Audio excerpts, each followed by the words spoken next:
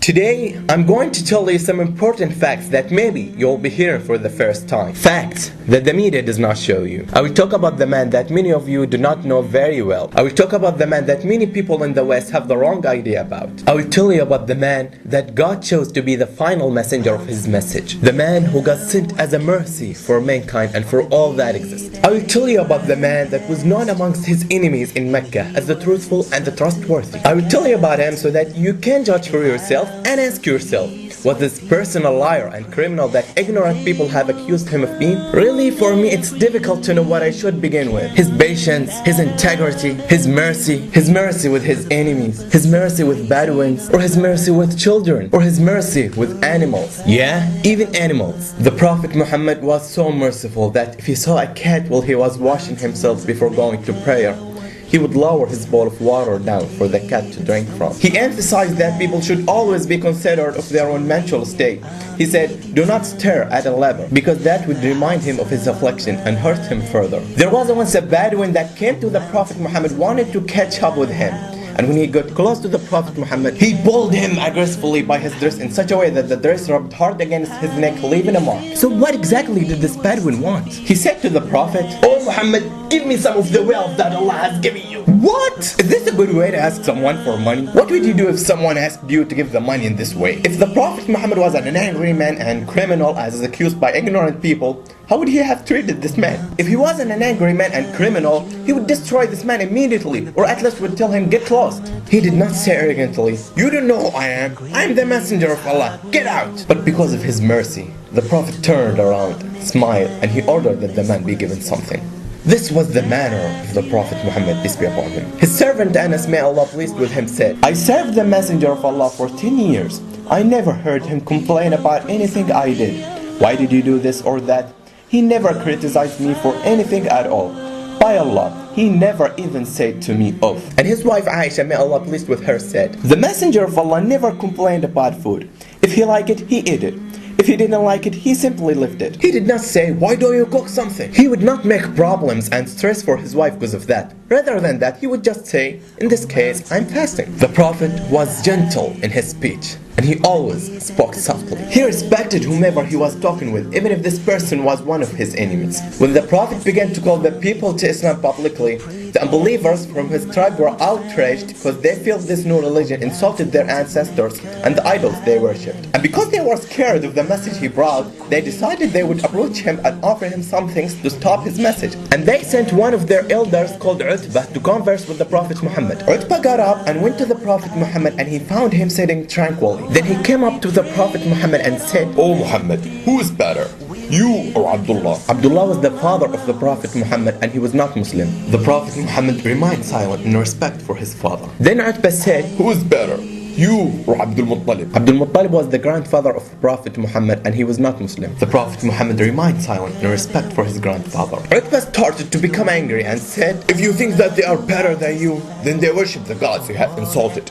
And if you think that you are better than them, then speak. We may hear you say it." Utbah was shouting, displaying his anger, as the Prophet just listened silently. "If you are doing all this with a view to gain wealth, then we will join together to give you the greater rights than any person from our tribe. And if you are doing all this because you desire women, then choose amongst us the best women, and we will give you 10 more like her. If ambition moves you, then we will make you our chief." Utbah continued offering, but the question here was, if a man claims to be a prophet of God, and he was in the beginning of his message, why is he doing all this? What goal he is trying to achieve? If he was a liar and not the messenger of God, why would he refuse all that? He wants fame. I would agree with you in the case of if he was in the middle of his message and he had so many followers, but he was offered leadership, wealth, and women to stop his message in the beginning of his message when he had a few followers. If he was a liar, why would he refuse all that if those things were what he was trying to get? Utbah continued to speak with the Prophet Muhammad in an insulting manner, but the Prophet did not interrupt him. After Utbah had made his offers, he was waiting for a response. Then the Prophet asked him, "Have you finished, O Abu al-Walid?" His name Utbah, but the Prophet called Utbah by the name that most beloved to Utbah, which is Abu al-Walid, despite him disrespect the Prophet Muhammad. Utbah was not surprised at the manner of the Prophet Muhammad, and he simply replied, Yeah. The Prophet then recited verses from Quran. I cannot tell you the rest of the story because I don't want to take up more of your time. But look at how he was respectful to the one who was disrespectful and an enemy to him. He did not interrupt him and say, Shut up, I'm a prophet and the messenger of Allah. The Prophet listened silently to him. Then he said, Have you finished, O Abu al-Walid? This was the manner of the Prophet Muhammad. He was a man who was always gentle when he dealt with people, and he is the best example to follow. This all took place in Mecca, where the unbelievers kicked him out, where they killed and tortured his companions. After his exile, when the Prophet returned to Mecca in victory, he looked around at Mecca and he looked at its residents. He reflected upon how they had fought against him, put him under unbearable stress, turned people away from him, murdered and tortured his companions. He began to pass by all the places where he was abused and ridiculed. How often did he hear in those places, Oh crazy! Oh magician! Oh liar! On that day, the promise God gave to him had come true, and he passed through them as a powerful leader. So how did he feel as he entered Mecca? He didn't say, Today is the day of retaliation and I will kill you. He did not strut around with pride and arrogance. No, instead, he bowed his head in humility and reverence to his Lord upon witnessing the victory that Allah has blessed him with. He had the chance for revenge, but he did not take it out because of his mercy. This was the manner of the Prophet Muhammad. وما أرسلناك إلا رحمة للعالمين. Could this person be a liar or criminal as the ignorant people have accused him? And why should he lie? He didn't look to glorify himself. All that he was doing was telling what was revealed to him and calling people to worship the one and only true God. The same message as that of all the messengers before him. Noah, Abraham, Moses, and Jesus, peace be upon them all. He did not command people to believe in him only.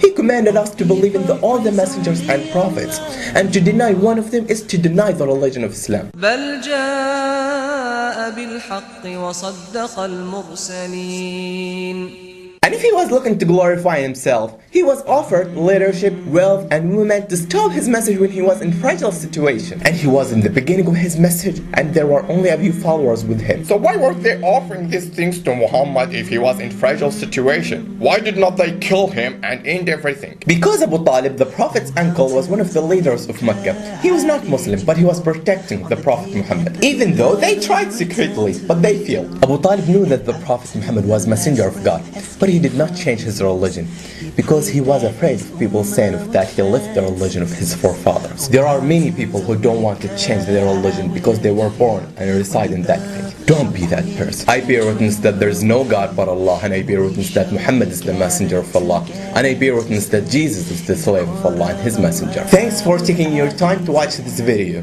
Oh, how we pray that on that day we'll be with those to whom Allah will say, Peace be with you.